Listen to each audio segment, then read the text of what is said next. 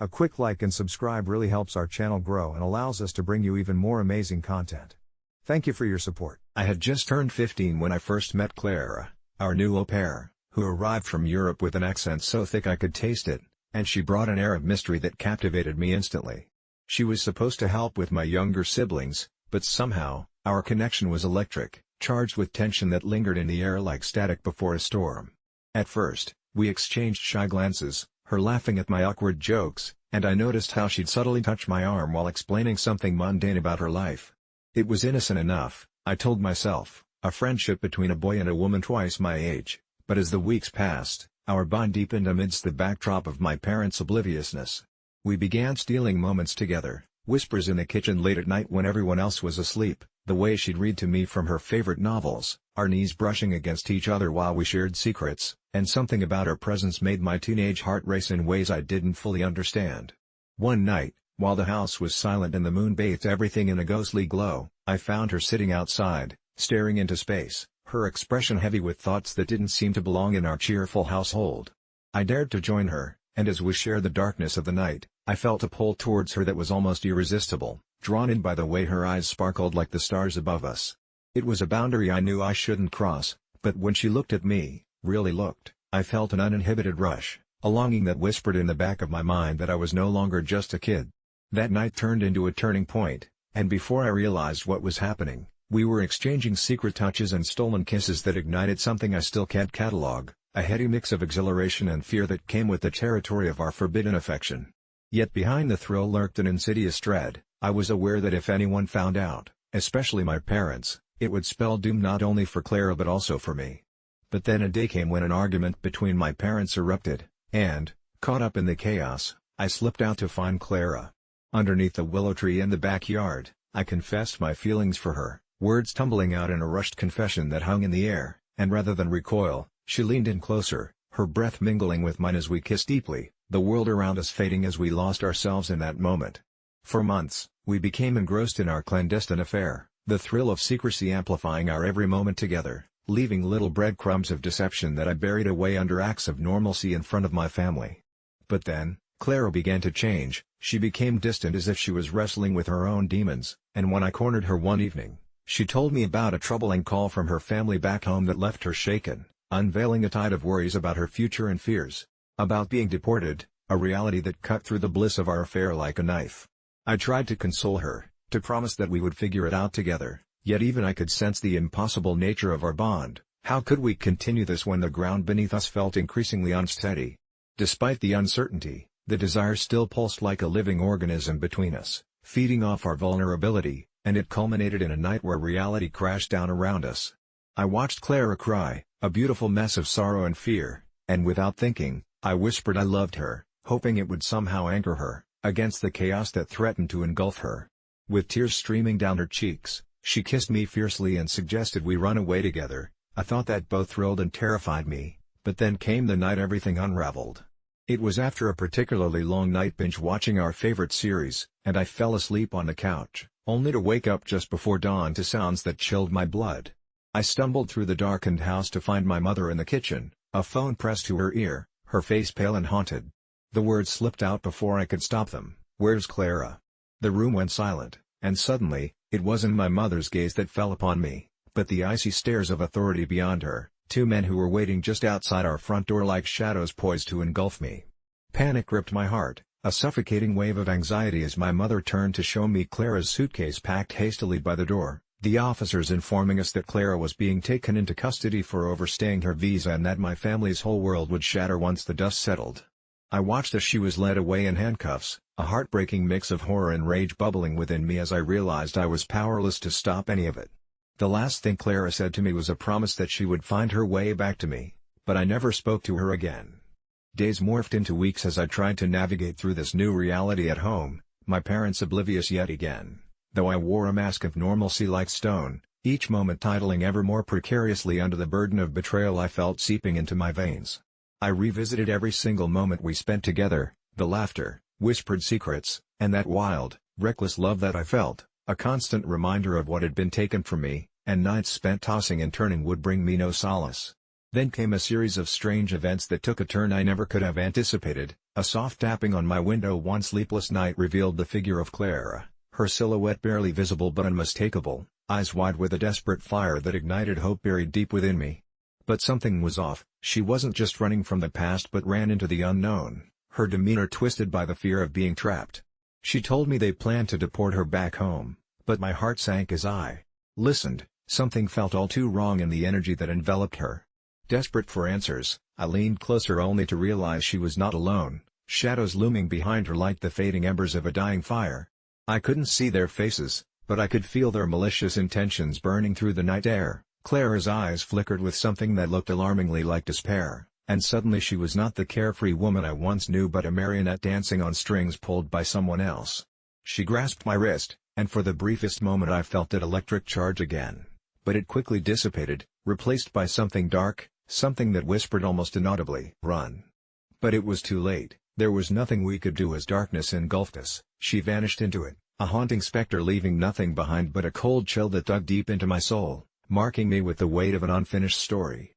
Months passed since that night, a gaping hole in me where Clara once resided, her memory splintered and absorbed by time, and now every small sound would send shivers down my spine. Was it her ghost, or just a reminder of what I had lost?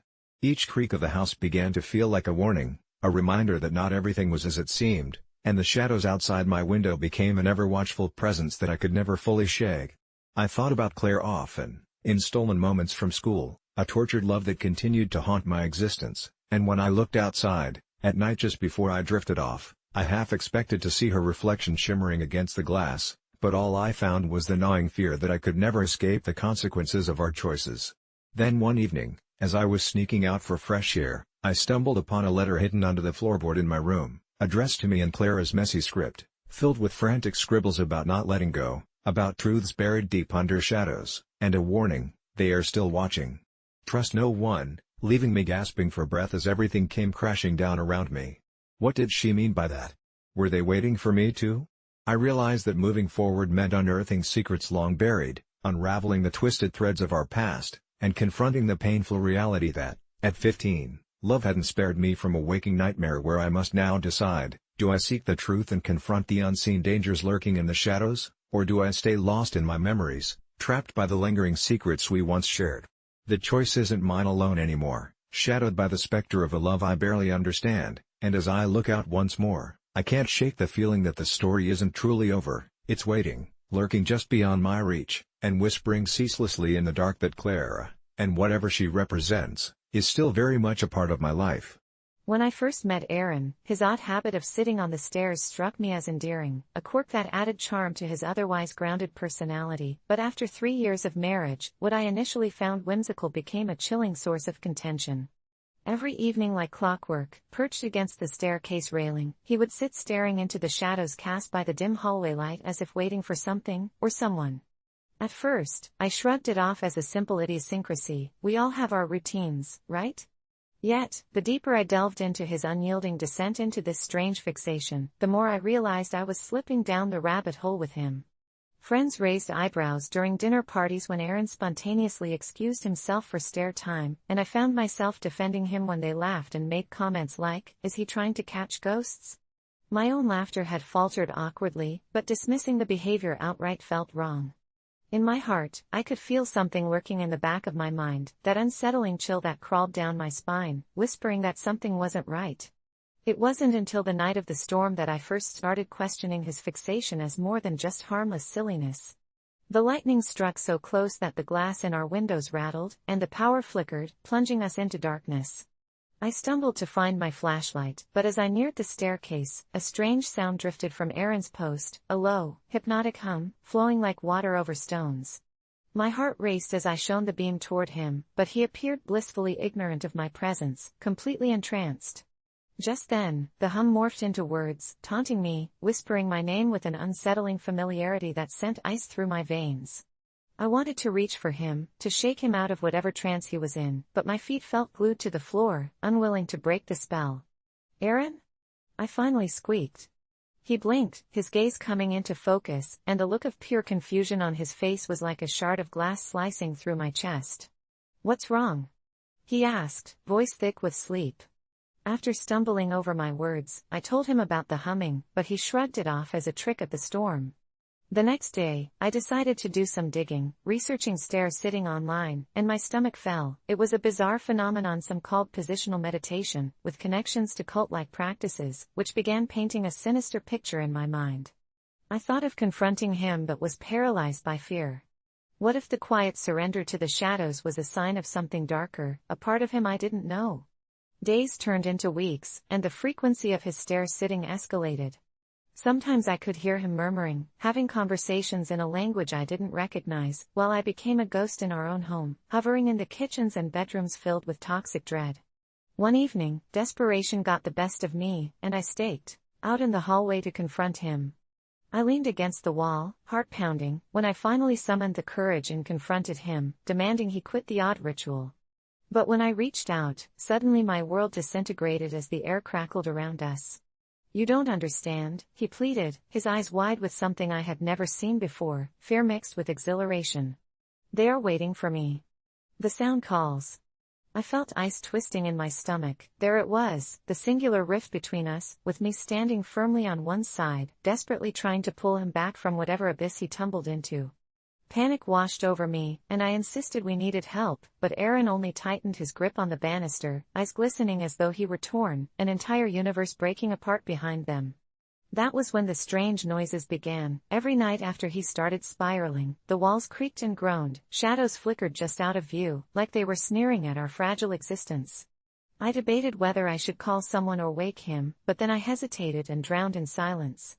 I spent sleepless nights on the couch, terrified to wander near the stairs lest I catch a glimpse of whatever ethereal thing had captivated him. Then one night, just when I thought I could accept our new distorted reality, I awoke to find Aaron standing at the foot of the stairs, staring up into the blackness, taking on an almost ghostly posture, unblinkingly fixated on the top step, where a pale, flickering light began to materialize. My voice croaked as I called out, demanding to know what he could see, but he merely responded, "They're here now, they've come for me." Time shattered, I felt my heart racing and an overwhelming urge to flee. The very shadows that had once draped our home now felt like living entities, swirling and beckoning.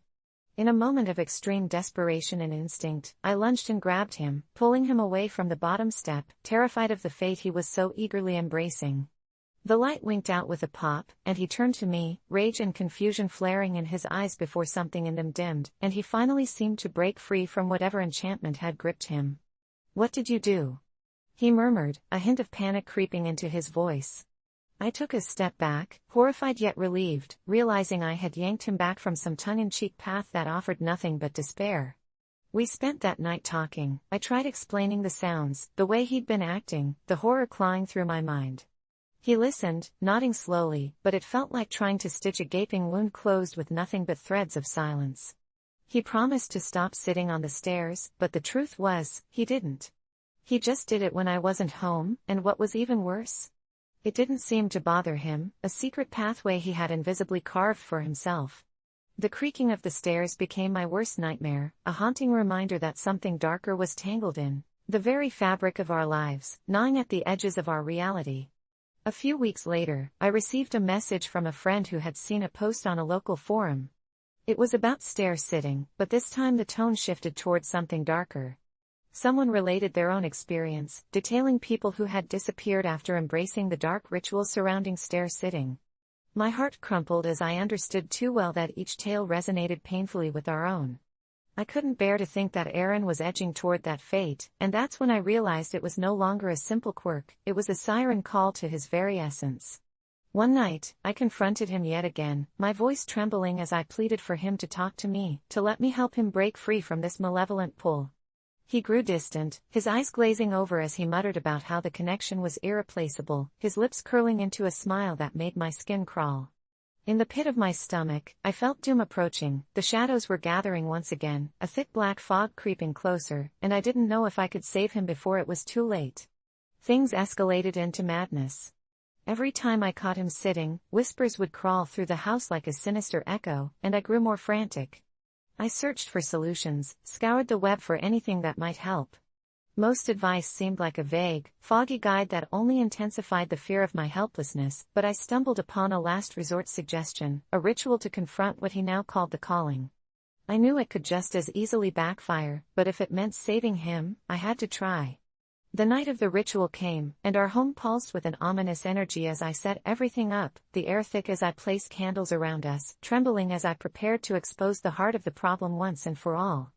I asked him to sit on the stairs, to summon whatever dark force had wrapped itself around him, and for a moment, it appeared as if he was being pulled back into that strange trance as I followed behind, holding tightly to the love I had for him like a shield. When he closed his eyes and the shadows swirled, I could hear the faint sound of whispering, drawing us both in, and my mind was racing as I fought against the tangible hold they had on him. I felt like I was losing him all over again, but I pushed through. I cried out, begging for him to focus on me. Don't you see? They want you, but you're more than this.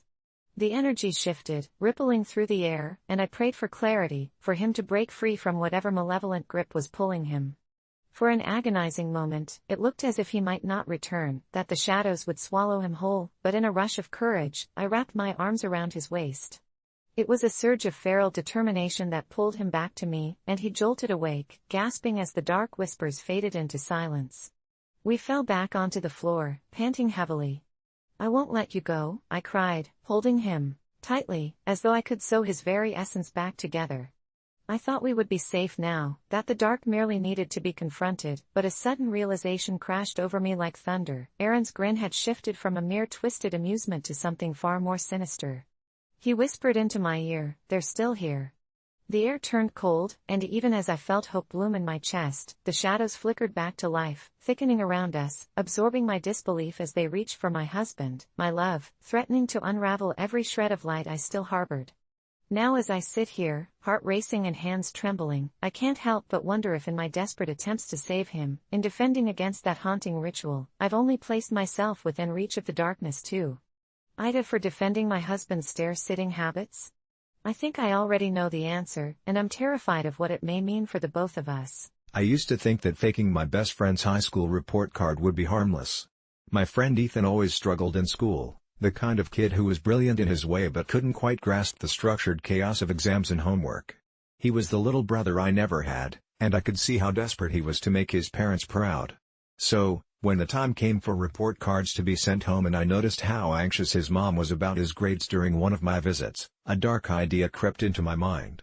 I was sitting in my room, the glow from my computer screen illuminating my late-night thoughts, when I impulsively opened up a template for a report card. I carefully altered his grades, bumping his D's to B's and a single C to an A, thinking that with a little bit of luck, a sprinkle of confidence, and a fabricated piece of paper, he could catch a break, maybe even join the basketball team he desperately wanted to play for. It would take only a few minutes, I thought, but I was wrong to assume that a mere printout could change everything. When I delivered the report card to Ethan, I could see the glimmer of hope in his eyes as he processed what I had done. Immediately, he began to transform. He seemed lighter, happier, more ambitious. He practiced harder for basketball tryouts, studied more earnestly, and even gained the courage to talk to Jane, the girl he'd had a crush on since middle school. For a while, everything thrived on this delicious lie, but the euphoria was doomed to unravel. It all came crashing down one afternoon, a mere week before the finals, when a guidance counselor called Ethan into her office, her expression grave, as she confronted him about his grades, explaining a discrepancy had been found between the report he'd submitted and the official records. I had always considered myself the mastermind behind this sham, but I never thought how it could spiral out of control in mere minutes. I remember the way Ethan's face blanched, realization dawning on him like the terrifying break of dawn after a long nightmare. Against my better judgment, I decided to intervene, and told him I would meet him there, but as soon as I stepped into the building, I was struck with panic. Instead of facing the music, I snuck away and hid in the empty janitor's closet, my heart pounding in my chest, intimidated by the echoes of my choices. What I failed to realize was that the tangled web of deception was slowly choking him, feeding on his anxiety. When I finally emerged, I found him standing outside the office, pale and shaking, holding the report card I'd faked. The counselor had informed him that his real grades, far more troubling than I had imagined, guaranteed that he wouldn't only miss basketball tryouts, he would also have to repeat the entire semester. I stood frozen, fear clawing at my insides, watching him crumble as his world crashed down. Suddenly, The hope I inflated became despair, his shattered dreams cascading like glass shards around him until he fell to his knees, sobbing as I blurted out a half-baked apology, but it felt insipid, hollow, and utterly meaningless against the storm of emotions. That evening, everything spiraled further into calamity. Ethan turned into a shadow of his former self, his laughter fading, his smile disappearing, replaced by an unsettling rage, an unquenchable thirst for the truth that he now wanted to uncover. He dove headfirst into conspiracy, suspecting his parents knew about the bad grades and that they'd been lying to him all along. In his mind, I became the villain, not the savior I'd intended to be, and with each day, he grew more consumed with finding out who betrayed him. It should have made me feel guilty, but truth be told, I was terrified he would find out I was behind it all. On a dark, rainy night, as the wind howled like a lost spirit, I received a text message from Ethan, "Meet me at the old basketball court now." My stomach twisted in knots as 1,000 thoughts thundered through my mind. He knew something, I was certain of it. The old court used to be our sanctuary, a place of giggles, games, and daydreams, but now it felt like a prison. I arrived to find him standing beneath the flickering lights, the once warm bulbs now casting an eerie glow over his distraught expression. "Why?" he demanded, his voice echoing eerily in the empty space, penetrating my soul. The intensity of his gaze made my knees buckle. He had grown desperate, the betrayal twisting his words. Despite my heart screaming to confess, I clung to silence, and in that moment, it felt as if I were betraying not just him, but also myself. The air grew heavy, charged with his rage, everything was spinning out of control until Ethan turned to me, and without warning, hurled the basketball in my direction. Connected in a blur of calculated aim, it struck me hard in the chest, knocking the breath from my lungs. I staggered back, clutching my chest, and suddenly, everything went dark. When I awoke, I was lying on the ground, the cold asphalt seeping into my skin, dizzy and disoriented. I opened my eyes to see Ethan hovering over me, his expression torn between anger and concern, and then came the final realization that my first betrayal had led to a second one, a choice to lie, and a choice to run from the consequences. In that fleeting moment, I questioned if I'd done anything worth saving. Had my desperation to help him only chained him to a life sentence of regret?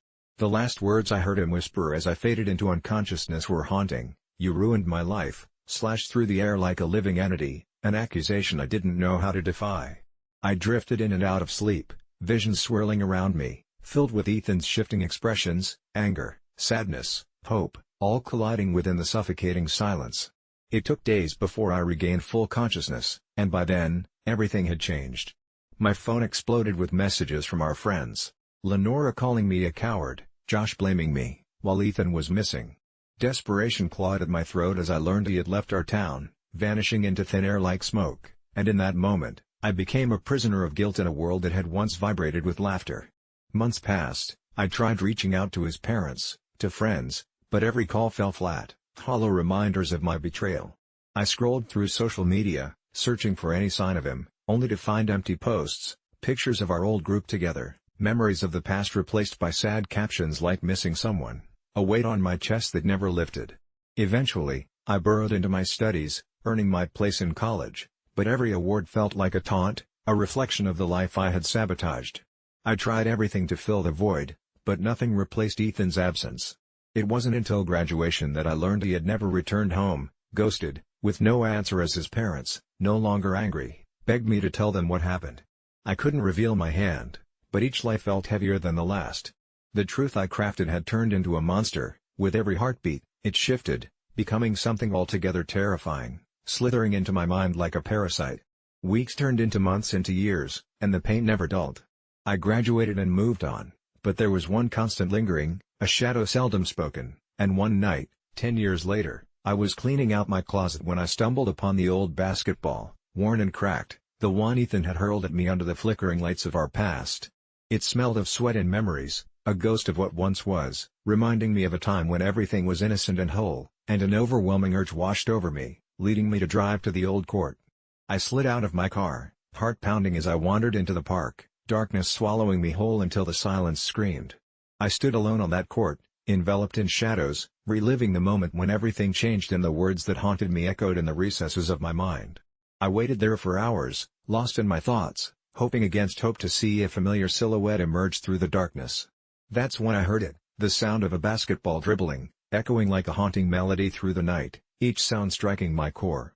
My heart raced as I turned to face the court, and standing there, illuminated by the glowing moonlight, was Ethan, older but unmistakably himself, dribbling the very ball I had hurled at him all those years ago.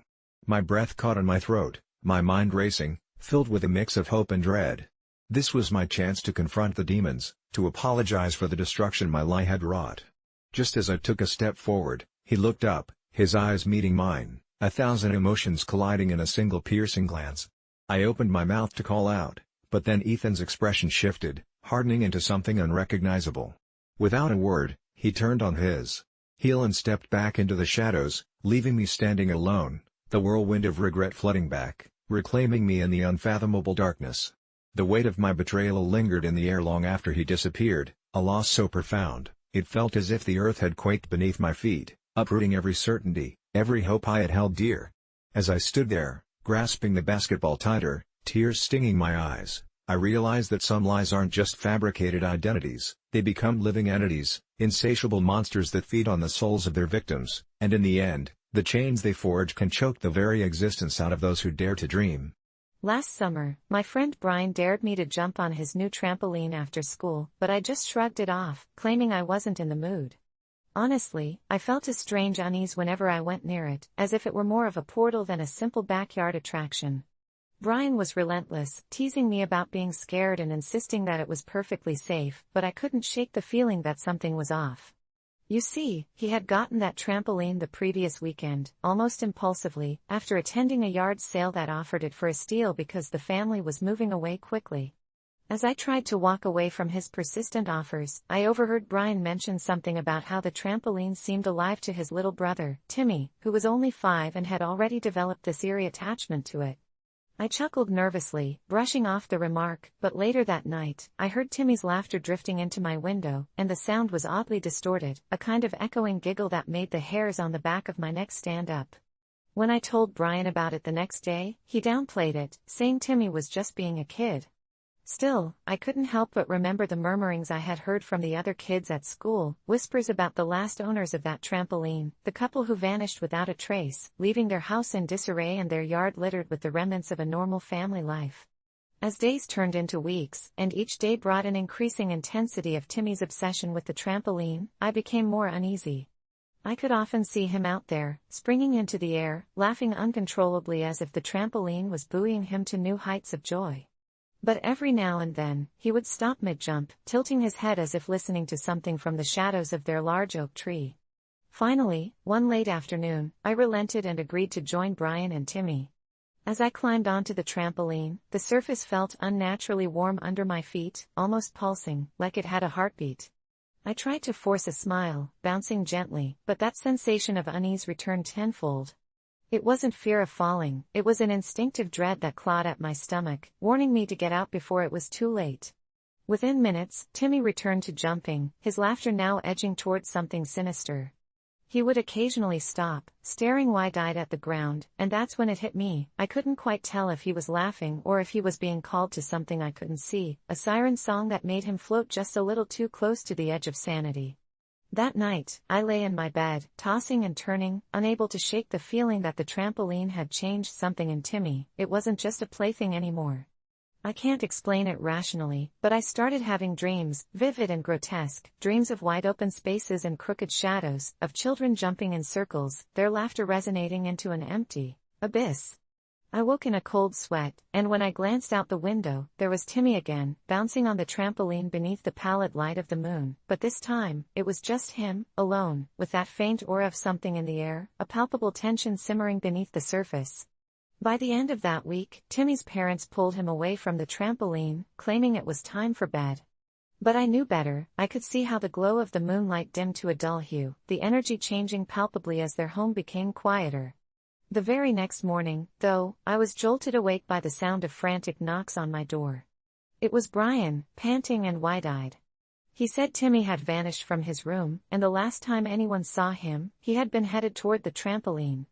My heart raced as we sprinted down the street, the sun glaring down unforgivingly, making our urgency feel desperate. As we neared the house, I could sense an oppressive aura surrounding that backyard, as if the air itself was warning me. We found Timmy standing still on the trampoline, fully awake, staring deeply into the air above him. Brian called out to him, but there was no response. He didn't even blink. I felt paralyzed. The laughter from earlier was gone, replaced with a heavy silence that froze the bone. I grabbed Brian and pulled him back as I gasped for breath. I suddenly realized that Timmy looked older, his little face somehow transformed by the week's events. Then, just like that, he jumped. And kept going. Higher and higher, defying all laws of gravity, until he reached an impossible altitude, hovering suspended in midair with a glint of wild joy in his eyes, a dark and glittering promise that horrified me. "Timmy, get down," Brian shouted in desperation as I felt my stomach drop. Something was terribly wrong. Timmy turned and held out a tiny hand, as if inviting us to join him in that eerie state of bliss, but it was too late. Before we could comprehend what was happening, he was swallowed by a cloud of shadows that erupted from the edges of the trampoline, swallowing the sunlight and everything with it, leaving us standing breathless on a hollow lot, gasping at the absence of laughter where there once was pure childhood joy. I was left haunted by the thought that I had refused to jump that day, that despite my instincts screaming at me to stay away from that thing, I did nothing to protect Timmy. I watched as Brian collapsed to his knees, screaming for his brother in desperation, while I stood rooted on the ground, knowing the truth that I could never share, that sometimes, the thrill of the jump is a gateway to something darker, something that doesn't want to be found. Weeks passed, but the trampoline remained there, a grim reminder of our stupidity, our refusal to listen to instinct rather than the shrieking laughter of a child that felt all too inviting.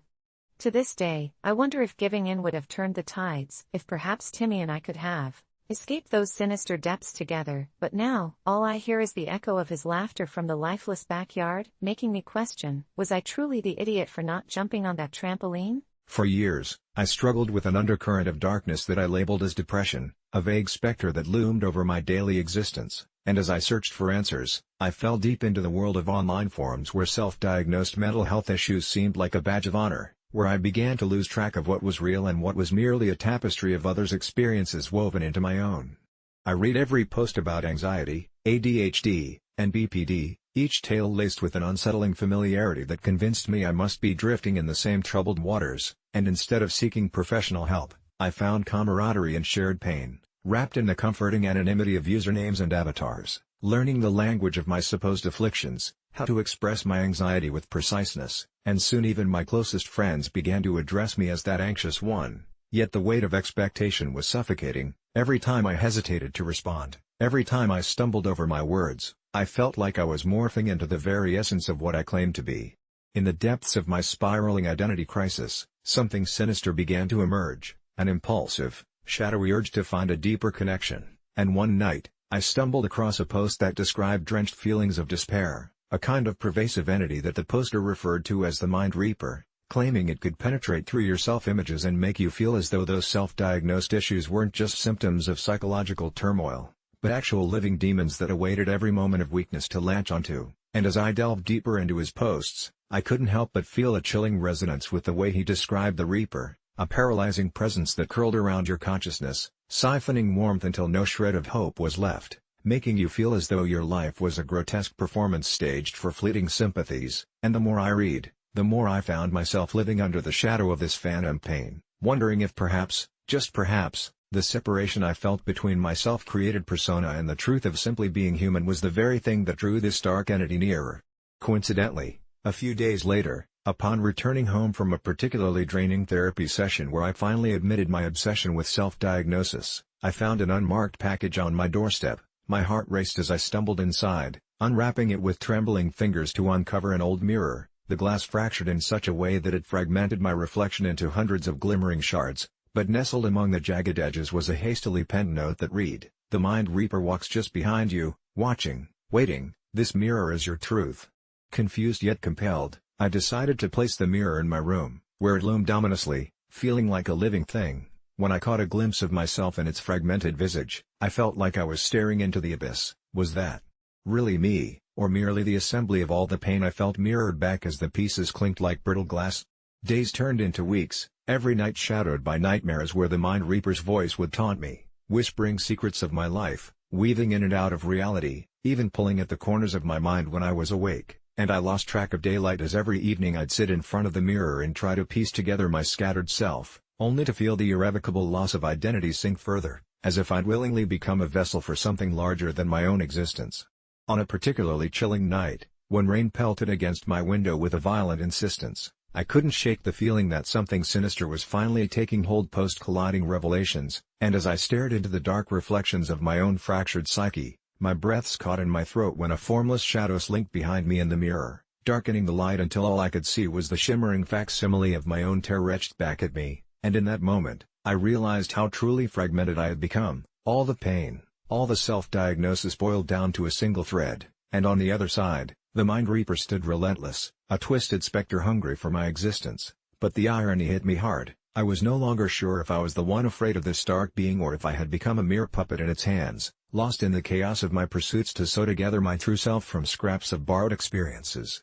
As months rolled forward, and the ties of reality unraveled into an elastic tether, I began seeing ripples of my anguish manifest around me. Friends distanced themselves, conversations fell flat, and my world turned grayscale, drowning in a sea of detachment. Yet still, I scoured the forums, feverishly seeking snippets of camaraderie with other self-diagnosed souls, hoping for guidance on how to defeat my unimaginable dark twin, all while my reality morphed into an insidious feedback loop, feeding off the wounds I was working so hard to ignore until finally, during a night of debilitating insomnia, I ventured online, my fingers a whirl of despair as I wrote one final post, a desperate plea for someone to understand, to tell me that I wasn't alone, that my mental health wasn't just a mockery spun from the threads of pain I absorbed like a sponge. When the screen flickered, capturing my attention, it was a reply from the original poster, the one who first introduced me to the Mind Reaper, and my heart sank as I read his words that sent a cold shiver down my spine. The more you feed your fears, the stronger the Mind Reaper becomes.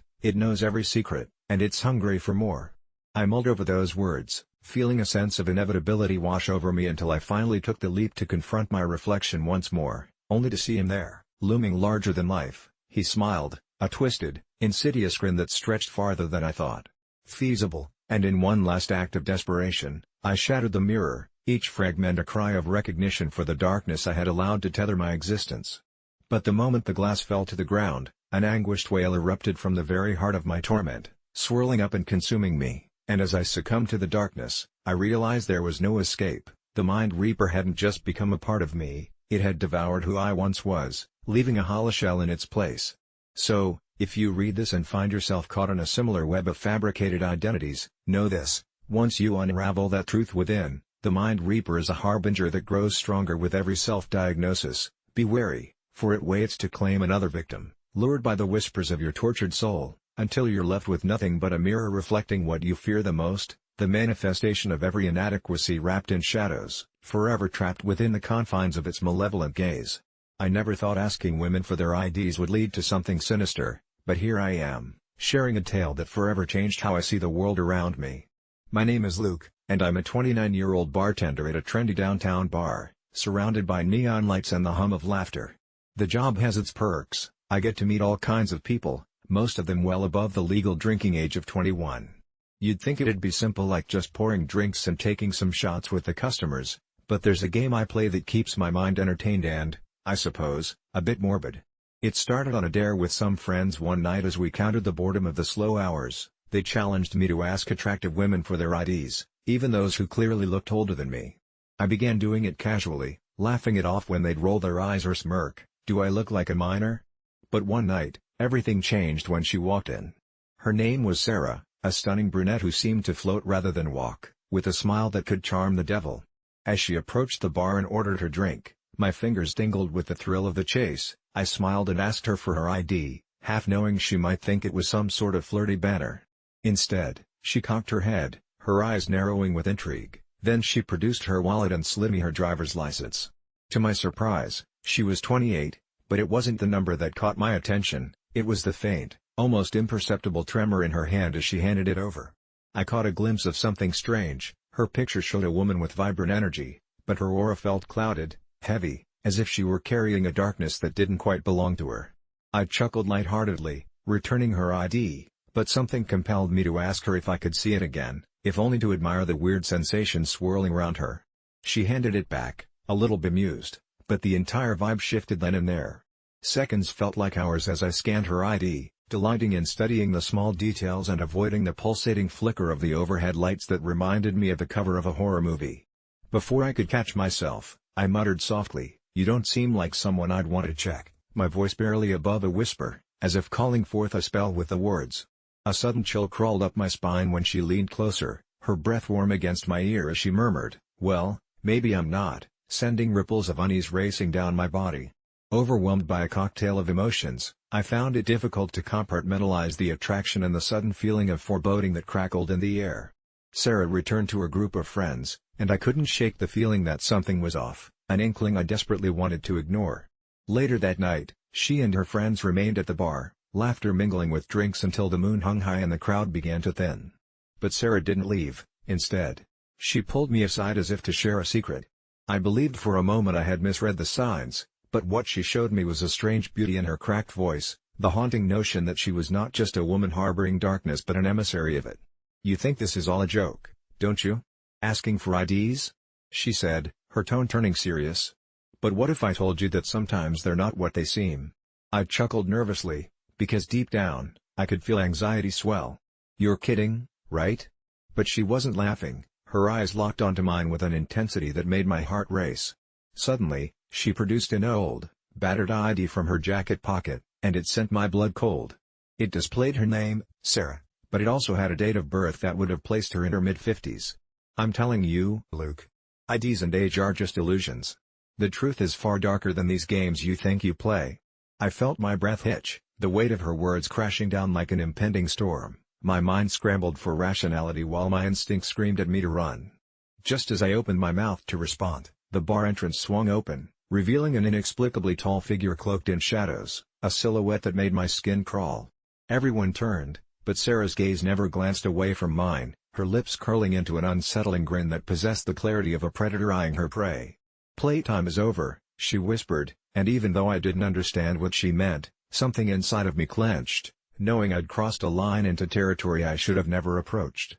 I backed away instinctively, but the figure was right behind me now, its presence looming dark and uncanny, and before I could register a sound, Sarah vanished. The atmosphere shifted violently, laughter fading into a suffocating silence, confusion tore through the space, yet I couldn't shake the icy grip of dread that seized my heart. I glanced around, pinpointing the figure, but each time I laid eyes on it, it would seem to slip away further into the void, merging with the dark corners of the bar. Panic burst through me, and I hurriedly made my way to the exit, trying to shake off what felt like an intense fever dream. But as I crossed the threshold, I could hear that same distant, lilting laughter echo behind me, and it chilled me to the marrow. Because in her laughter, I sensed something primal, something hauntingly alive that shouldn't have existed in this realm. The drive home paralyzed me with unease, and when I stepped inside my apartment, shadows seemed to slither along the walls, following me to where I collapsed into bed, muscles trembling. Sleep eluded me, but that laugh, combined with the weight of Sarah's warning, loomed large, gnawing at my sanity until I finally began to drift into a fitful slumber. Hours passed, each tick of the clock amplifying my growing paranoia, and suddenly, the shrill sound of my phone jolted me awake, a simple text notification, cracking the veil of my nightmares. I opened my messages, only to find a single picture sent with no explanation, a shadowy figure standing in front of a bar, illuminated only by the faint glow of neon lights. My heart raced as recognition gripped me. It was the same place I worked, the same shadows that clung to me, but what made it worse was the detail that made my stomach drop. The figure was a familiar silhouette, and in her fingertips, she held an old ID that looked hauntingly similar to the one I'd glimpsed earlier that night. "I'm always watching you, Luke." A reminder, a warning, or perhaps an invitation? With trembling hands, I deleted the message, trying to quell the surge of dread clawing at my chest, but deep down, I knew that this wasn't over. I could hear my heart pounding in my ears, a persistent reminder of extremes teetering between allure and menace, all centered around a simple game that I thought was nothing more than a harmless joke. But now I understood that some games invite dark forces, and those forces don't play by our rules. In the days that followed, my shifts at the bar became torturous. Every time a woman approached the counter, I held my breath, the thrill of asking for an ID shifting into a dark fixation. I could feel the air grow heavier, the laughter of the patrons blurring into an ominous hum. The world grew sharp and distorted, and each glance at a woman felt like an invitation to navigate through a web of secrets. Days morphed into a confusing haze, hands trembling as I poured drinks, wondering when my next encounter might yield a familiar figure. It was only a week later, after I'd convinced myself I was imagining things, that I saw her again. Sarah stood at the bar's entrance, no longer the enchantress from the week prior but rather a specter of my own torment. She wore a different outfit, but the same bemused smirk carved at the edges of her mouth. My heart raced, dread coiling tightly as if it prepared me for confrontation. The moment our eyes locked, I stepped back involuntarily, half expecting the dark figure to materialize behind her. "You thought you could just forget about me?" she asked, her voice dripping with honey and menace all at once, the melody haunting yet beautifully dissonant. "Isn't that right? You like games, Luke." Palms slick with sweat, I shook my head in disbelief, fear coursing through me, compelling me to act, to scream, to run. But Sarah continued. "You asked for an ID, and I showed you mine. Did you like what you saw?" I swallowed hard, compressing down the rising panic that threatened to explode, and those casual bar patrons became blurred figures, mere background noise to the tremors of anxiety coursing through me. An inexplicable force drew me closer. I compelled myself to lean closer as well, desperate to understand the enigma in front of me. "What are you?" The question slipped from my lips before I could filter my thoughts, and I knew that crossing this line would change everything. A chilling smile crept across her face. "I'm exactly what you should have never invited in, Luke. And now, we're intertwined in this game." As her words echoed, the ambient noise of the bar faded, replaced by an overwhelming sensation of vertigo. Panic ensued when I felt hands gripping my arms, the shadows inching toward me, weaving through my vision like starlings tangled in thorns. I blinked, and suddenly it was as if I was in a dream. Objects around me grotesquely stretched, and people blurred into fog, every detail twisting apart until Sarah was the only clarity left. "Don't you get it?" she breathed, eyes glimmering with an unearthly spark. "It's a cycle, Luke. Each encounter ebbs and flows with the energy you bring into it. Here's your chance to play." She reached forward, placing my trembling hand over her own, and I felt a tremor surge through me, something alive crawling beneath the surface of her skin.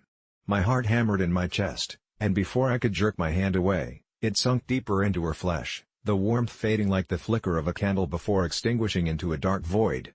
"Join me," she whispered, and suddenly I was drawn, not just as a spectator to her world lurking behind the veil of normality, but engulfed by the shadow she embodied. It swallowed me whole, muscle and sinew stretching between the tapestry of existence until all I could feel was the desire to unearth those secrets. But even as I'd embraced this darkness, I knew there would be a price to pay, and today, it was already too late to turn back.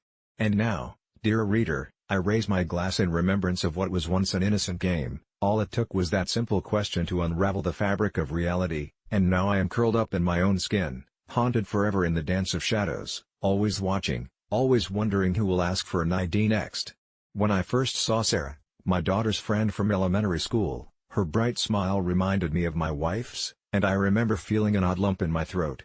Sarah and my daughter, Lily, were inseparable, their laughter echoing through our small home, filling the air with a blissful innocence that made me forget the weight of the world, even if it was for a moment.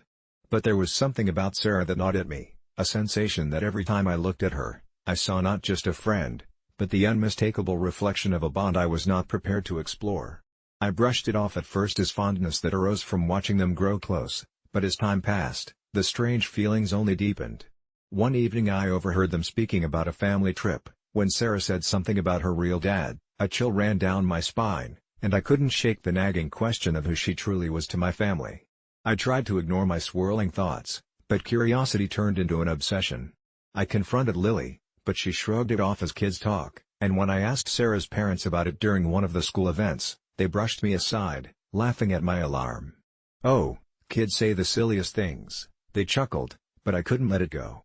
I began to dig deeper, researching, and what I found was a tangled web leading me down a rabbit hole of mysteries, adoption records, foster care, names that seemed eerily familiar. I enlisted help from my friends in the police department, hoping they could pull up some records without raising suspicion. Weeks crawled by, and every day, their friendship flourished. I watched as Sarah and Lily played in the yard, and the lighter Lily became compared to the darker aura that seeped into my life. It was on the first day of summer that everything unraveled.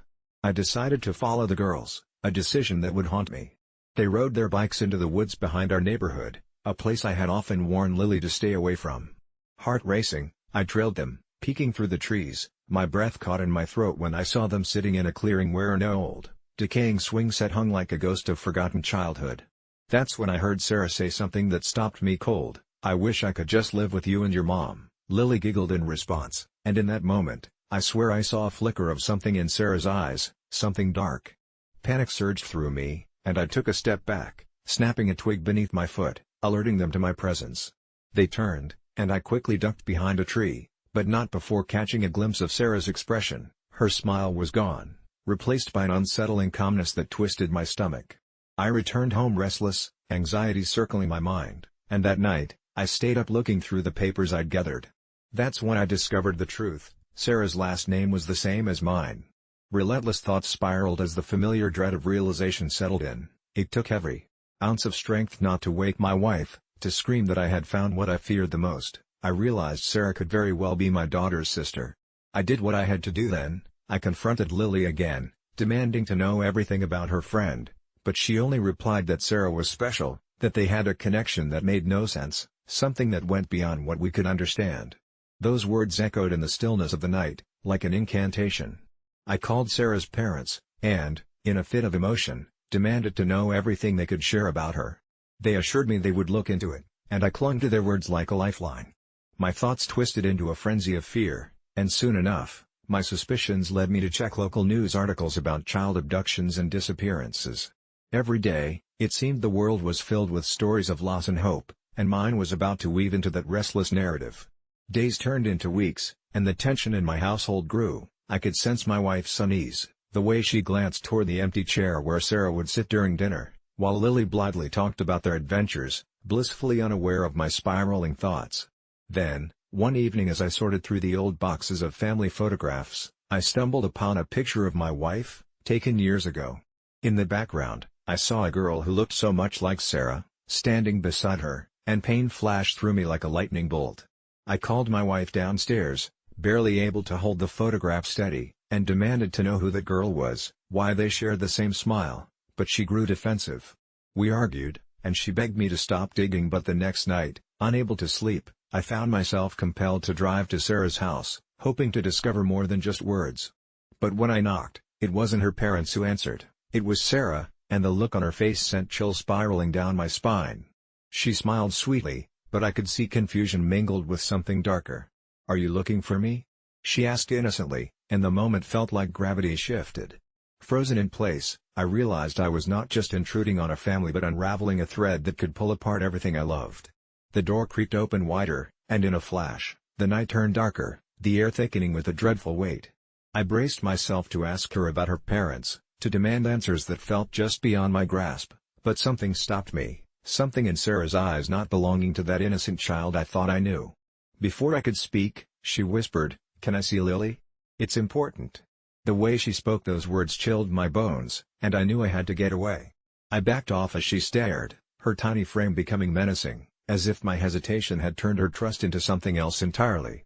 "You're wrong about everything, you know," she said softly, a smile creeping back onto her face, and all of a sudden, the fear I harbored morphed into a visceral instinct. I turned, ran back to my car, heart pounding in my chest, and raced home, the weight of the world pressing down on me until I burst through the door, locking it behind me. But it was too late. The dread cloaked our home, and when I went to check on Lily, I found her staring blankly at her window, where the night seemed to breathe in sync with her imagined friendship. "Where's Sarah?" she asked, but I was too preoccupied to hear her voice. Days passed in a blur, and one night, drawn by an inexplicable pull, I had to confront Sarah once more. I drove back to her house, the unease consuming me, and as I stepped onto the porch, I realized the porch swing, adorned with worn splinters, was eerily still. The air hung heavy with a silent understanding. I knocked again, and Sarah opened the door, revealing not just herself. Behind her stood her parents, their faces eerily flat, devoid of any warmth. "You shouldn't have come, you've disturbed the balance," one said, their voice dripping with an ancient knowing. A deep abyss opened within me as the dread turned to horror. The realization overwhelmed me, every moment, every stolen glance culminating into understanding. Sarah was not just a friend, she had come to reclaim something that was inherently hers. The door fell open further, and Sarah stepped forward, hand reaching out as if to pull me into her world, and somewhere in between breaths, I knew she was no longer simply my daughter's friend, she was a specter, a reflection of something that had been irrevocably lost. "Mom's waiting for you," she said sweetly, and with those words echoing in the shadows, I found myself cornered by the chilling truth, that I had stumbled into something far greater than a mere mystery. I had attracted the essence of fate itself, weaving a tale far darker than I could ever anticipate, a family sewn together with threads of the past and a soft whisper of the future that was no longer my own.